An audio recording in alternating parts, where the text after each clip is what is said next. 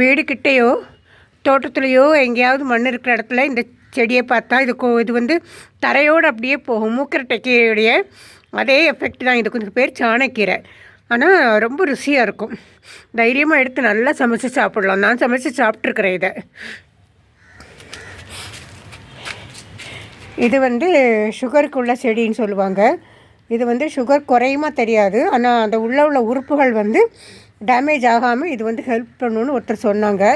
நிறைய இடத்துலையும் பார்த்து அந்த மாதிரி தான் சொல்கிறாங்க.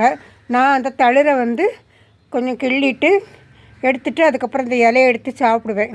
சின்ன இலையாக இருக்கிறத எடுத்து சாப்பிடுவேன். நல்லா புளிப்பு ருசியோடு இருக்கும். அது நல்லா தான் இருக்கும். ஒரு மாதிரி ஒரு நாளைக்கு ஒரு இலையாவது சாப்பிட்டோன்னா நமக்கு நல்லது.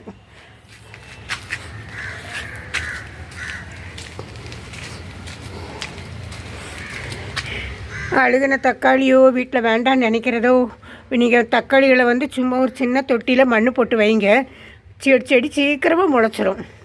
முளைச்ச உடனே அது நம்ம வீட்டில் காய்க்கிற காய்னா நமக்கு எவ்வளோ சந்தோஷமாக இருக்கும். அது கடையில் சீப்பாக விற்றா கூட இந்த காய் பழுத்து நம்ம எடுத்து சமைக்கும்போது அது நமக்கு ரொம்ப ரொம்ப சந்தோஷமாக இருக்கும். 2-3 செடி வந்திருக்குது, பரவாயில்ல. இது மணத்தக்காளின்னு நினைக்கிறேன். பூச்சியெல்லாம் கொஞ்சம் அரிக்க ஆரம்பிக்குது. நல்லா இருக்கிற இலையை மட்டும் எடுக்கணும். இதை அதான் நல்லது. இது வந்து நாட்டு பொன்னாங்கண்ணின்னு சொல்லுவாங்க. தானே வந்து வருது. இதை வந்து ஏதோ செடின்னு பிடுங்கி போட்டுறாதீங்க. பொன்னாங்கண்ணி இலை குட்டியாக தான் இருக்கணும்ல. நாட்டு பொன்னாங்கண்ணி இலை பெருசாக இருக்கும்.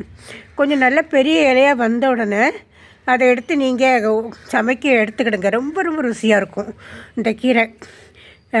பயத்தம்பருப்பு போட்டு இதையும் வைக்கலாம். சும்மாவே நீங்கள் பொரியல் பண்ணலாம். நிறைய இது எடுத்திங்கன்னா, இந்த இலை எடுத்திங்கன்னா, கொஞ்சம் விட்டிங்கன்னா இலையெல்லாம் குட்டியாக போயிடும். இந்த பூ வந்து முள் மாதிரி ஆகிடும். அப்புறம் நீங்கள் சமைக்கும்போது கூட அது வந்து நமக்கு வாயில் வந்து குத்தும்.